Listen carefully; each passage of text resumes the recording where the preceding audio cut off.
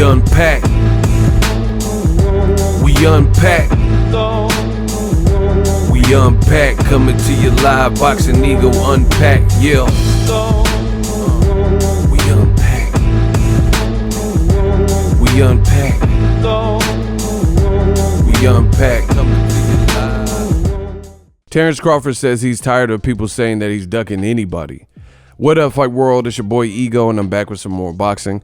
Make sure you smash the like button. Also, subscribe to the channel for the latest and greatest in boxing. If you want to become part of the gang notification gang, please hit the bell icon. Shout out to the super chats, channel donations, the Venmo donations, the Cash App, and the Patreon family. We working. Terence Crawford, he was in attendance at the card yesterday, and he was rooting for one of his, just people he's cool with or whatever. He got an interview with Christina Poncher, and he was at the weigh-in, I think it was. His boy Steve Nelson is about to fight, and Crawford said he's tired of people saying he's ducking. The link in the description, he says, I've been going through different things with myself and trying to stay humble and be the man that I am, but enough is enough. At some time, you got to let them know that it's not fun and games everywhere. I want the fight. Everybody knows I want the fight. Talking about the Spence fight. He said, I'm tired of people saying that I'm ducking or I don't want this fight or I don't want to fight this guy, which is not true. I've never ducked no fighter during my whole career. Any fighter that actually did call me out, we eventually fought. So I don't see me ducking or hiding behind promoters to say why the fight can't get made. It's not a holdup. The fight will happen, and when it happens, but at the same time, I'm focused on my career, and whoever steps forward for me to fight, then that's the fight that we are going to be at. Then so be it. Right? He also talks about Pacquiao's versus Spence if they fight next. He said it just happens, and that's how the dice rolls. Like I told him, if Errol Spence gets that fight, I wish him nothing but the best, because at the same time, I'm not in it to hate on anyone. That's just going to make our fight that much bigger if he does beat Pacquiao. So I wish him nothing but the best, but I don't know if he beats Pacquiao. He's got a high percentage chance of beating Manny Pacquiao just like me. A lot of people consider me and him number one and number two, the best fighters in the division, and Manny comes third. But you never know. It's boxing, really. And Manny is a great fighter. He's a Hall of Famer, and he showed you that he still has a lot left in the tank with Keith Thurman and his fighting with Adrian Broner. You never know. It's boxing. And, people have talked about possible Patrick Teixeira 54 fight. He said there's been talks about that fight on Twitter and all that, but it's not something me and my coach or manager have talked about. So this is where we're at right now. And when that fight presents itself, then we'll take it accordingly. There's no doubt in my mind I could compete with anybody, even at 154. A lot of people look at me and judge me by my size and say, oh, he's too small for this guy. He's too small for that guy. But they don't really know me physically. So they just look at him and say, okay, if we fight, then he said, I'll show you different. My thing is this. I think Terence Crawford is phenomenal. I've always said that on my channel. But it's weird because what I'm hearing from kind of the Team Crawford side is kind of like misdirected. I don't think anyone said he was ducking Errol Spence. Like the person people were saying he was ducking, whether you agree with it or not, is Shawn Porter. And I don't even blame Terence Crawford as much as I blame Tim Bradley. And I'm going to explain. This whole fiasco, if you really look at it, I blame Timothy Desert Storm Bradley, for this whole Crawford is ducking thing. Because know the timeline. If you know the chronological order, Crawford had the fight with Mean Machine, tough rounds in the beginning. Then Crawford broke him down, beat his ass, stopped him, knocked him out, knocked him down 3 times or whatever it was. After that, Timothy Bradley got on national TV with ESPN cameras rolling, and he started to rant, say, oh, man, Terence Crawford, he the best welterweight in the world. Y'all, all of y'all, listen, all y'all PBC guys, y'all cowards. Y'all don't want to fight this man because he's begging. He's begging y'all, begging. He's back. And he did this whole tap dance for ESPN, you know. And I'm not saying that Crawford, you know, co-signed this or because we never really heard Crawford. I haven't heard Crawford's response. But the moment Tim Bradley did that, then you started to see the heat in the kitchen because Andre Berto responded, Errol Spence responded. I made videos about this. And then the Errol Spence video, you know, did great numbers on my channel. So that really created a point, you know, it started becoming like East Coast versus West Coast, PBC versus Top Rank, Crawford versus PBC. Then you started to see that stuff kick up more because Tim Bradley went AWOL and said that. So when Errol Spence got in a car accident, we know that his future fights, you know, his next fight, more importantly, is a delicate situation. I think based on his 2000, this is ego talking to y'all. I think based on Errol Spence's career, namely last year, beating an undefeated Mikey Garcia, coming off of the Robert Easter performance where Mikey looked good, and the type of fight he fought with Shawn Porter and the type of fight that was, which was my favorite fight of last year, in a unification. Both guys were slugging it out, and you know, it was like a tug of war. Nobody wanted to back down type of fight, never back down type of fight. Based on that, Errol Spence has 1000% deserved the opportunity to come back at his own discretion with the car accident. Period. He could come back, fight Pacquiao, Shawn Porter too, Danny Garcia, upper echelon guys, Crawford, if he wants. If he doesn't, and he comes back and wants to see how things work or whatever, I will give him that benefit of the doubt or that luxury.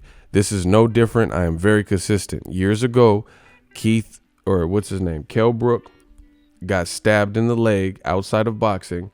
Doctor said he may not walk. So he came back and fought what did he fight? Jojo Dan. And I said, you know, it's not the greatest fight, but that's cool. He just beat Shawn Porter and he got stabbed in the leg. So we have to, as humans, take these things into consideration. So I would be a liar and inconsistent, which I'm not, if I didn't give Errol Spence, who's done even more than Kell, because Kell Brook just really had the Shawn Porter fight at that point. You know, Errol Spence, who's a rising, you know, talent and all this and champion and 2-belt holder, he just went through something, you know. So most people believe, or at least myself, I can speak for me, that the Errol Spence Crawford fight can happen, maybe even 2020, but not next. It's not going to happen next. You know, there's a lot of parameters. Bomac just did an interview and said that Crawford's probably going to come back maybe March or April. It's just not enough time because the focus for ESPN and PBC has to be their joint effort for Wilder versus Fury 2. So how are they going to stage one fight in February of that capacity and caliber, joint venture, which we haven't seen Fox and ESPN conduct a pay-per-view, or at least in several years, work together? They're not going to double down like that and double dip and then make a fight for Crawford. So Bomac also said Shawn Porter don't have a belt, which I made a whole separate video about. You guys could check that video. I don't agree with that sentiment. Blue Blood, shout out to my dude. He had a video with Kenny Porter.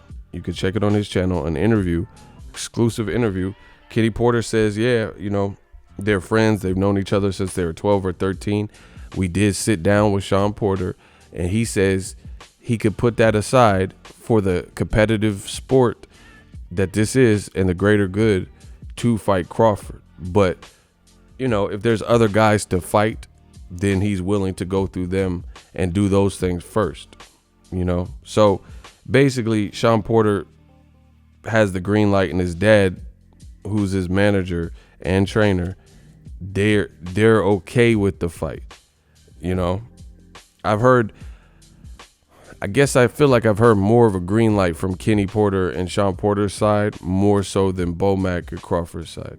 And That's what I see when it comes to this whole situation. So that Tim Bradley rant is what really put this into overdrive, because Tim Bradley says Crawford is begging, and then now there's a viable candidate who's likely available, unlike Errol Spence next. Errol Spence, like I said, he could fight Crawford, but it's probably not going to be next. I don't know anyone who believes that the fight really will happen next, especially if what Bomac said is true, that Crawford comes back in March or April.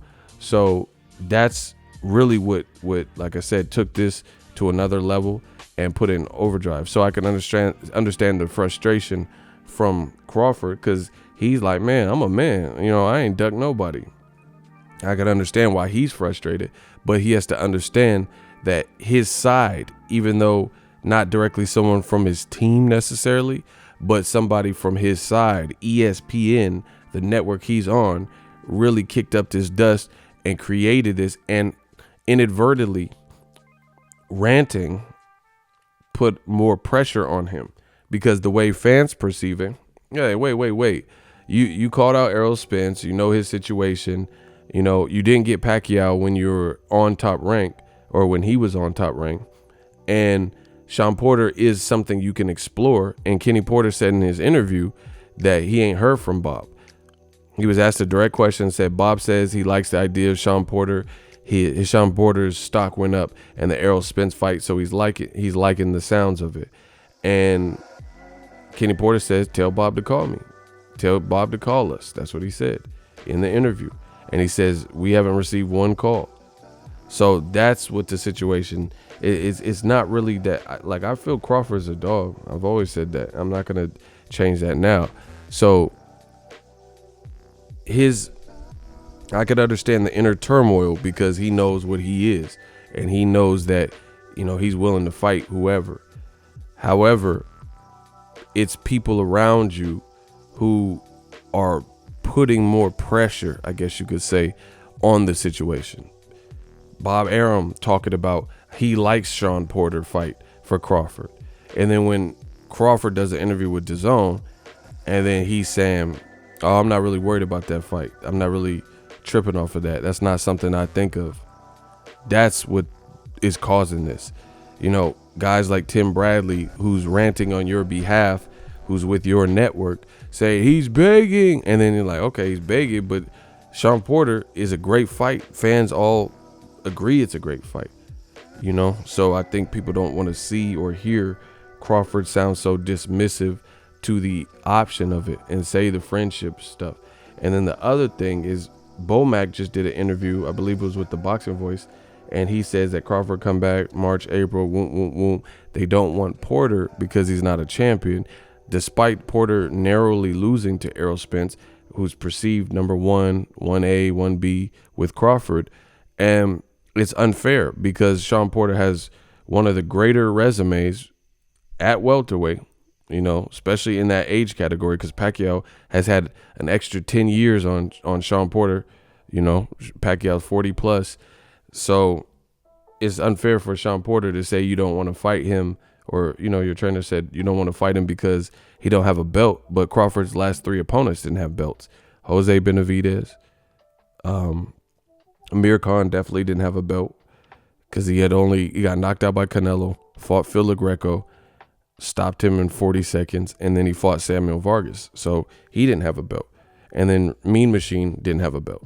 He was the mandatory, I think, but he was a challenger for the belt, not a belt holder. So those statements, I think it's not necessarily Crawford. I think it's the statements of those around him that is creating more pressure and is coming back to him. And now that's why he's getting frustrated. Like, man, because people around him team-wise are saying they like the fight, like Bob Arum, or saying he's begging, or, you know, like what Bomac said about, or actually Bernie too. Bernie and Bomac both said they kind of were dismissive of Shawn Porter because he doesn't have a belt. This is what your team is saying. And your last 3 opponents didn't have a belt. That's what this is all about. It's like the inconsistency. And like I said in my previous video, And I keep telling you guys, and I shouldn't have to say this, but I want to put this on the record. I don't have a side. I fuck with Crawford heavy. I fuck with Errol Spence, Danny, all these guys, bro. I want to see the greater boxing. You know, if these guys can get it together and make these fights, let's get it. Let's get it popping. But I just know there's inherent issues there, you know, with the sides of the street, whether people want to act like they exist or not. And this, I'm going to keep saying this, Top Rank, when they had all the players, they didn't do anything different. They weren't out here making PBC fights or reaching out to Danny Garcia with lucrative offers that he had never seen, like money he had never touched, stuff like that. That's fair. And when Pacquiao was with Top Rank, he never fought Crawford. And it's sad because this is how a lot of promoters treat black fighters.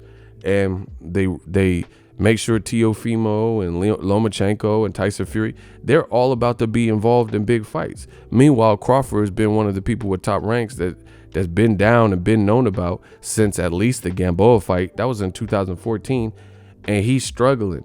Lomachenko is perceived as a number one guy, yet they have a contemporary for him, and they've been building for it, and that's Teofimo.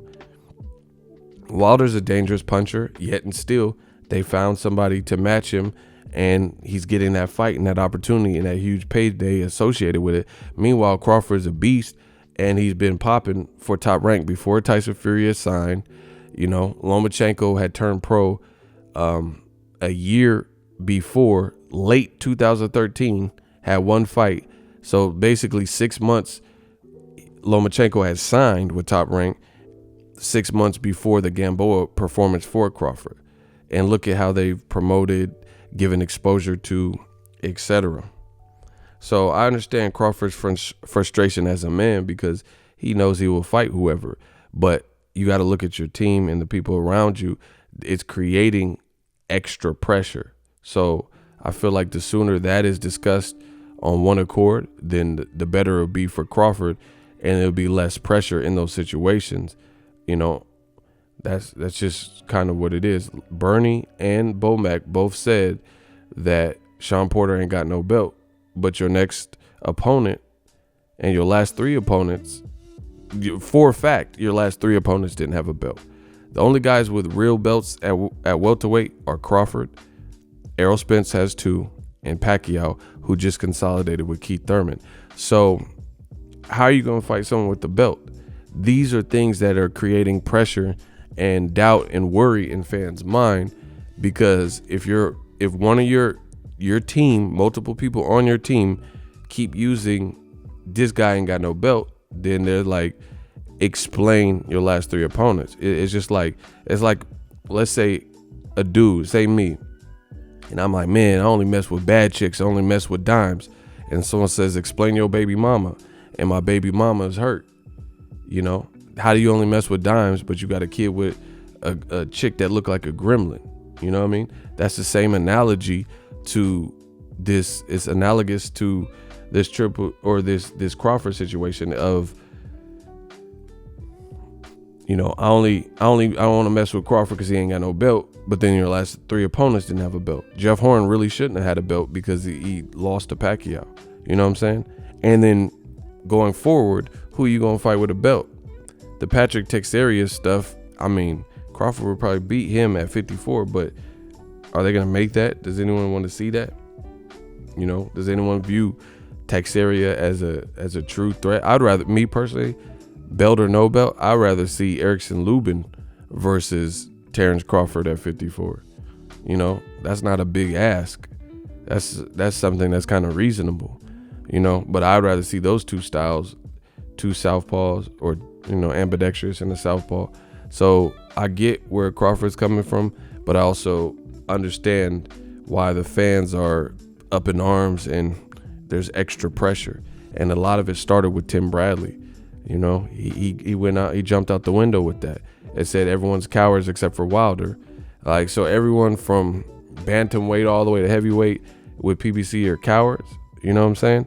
So that's when people started taking a critical look at Team Crawford and the moves and what was being said, because it's hard to say, hey man, you a coward, everybody over there is cowards, and then the Shawn Porter, nah, I ain't fighting him, he's my friend. You know, people are like, hey, he's a viable, available guy.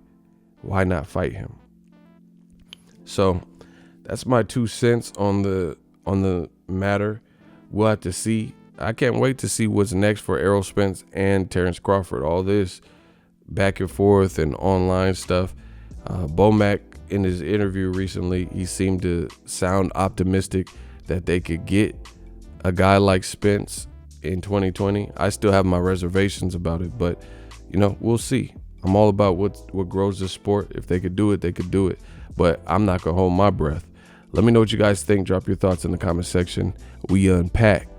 So if you enjoyed this video and want more content like this on the channel, you can show your appreciation by going to the PayPal donate button or the YouTube support button, and you can donate any amount that you feel is equivalent to the value of this video. Much more to come. Thank you guys for your support. Boxing Ego, the future of boxing.